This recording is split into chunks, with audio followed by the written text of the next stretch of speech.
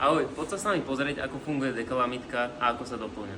Existujú viaceré typy mazacích pištolí, alebo teda dekalamitiek, a to sú klasické manuálne, potom aku a ešte vzduchové. V dnešnej dobe pre uľahčenie práce väčšina bágristov používa aku náhrade.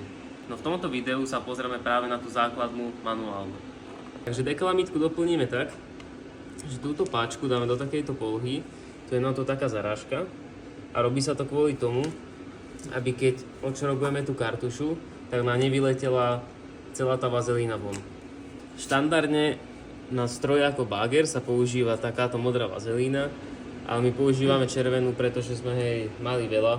Na doplňanie sa používajú takéto kartuše, ktorú vlastne človek iba zastrčí donútra, ešte toto povolí a môže ďalej mazať.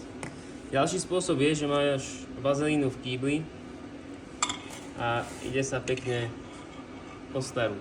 Tento spôsob doplňania sa nám najviac osvedčil.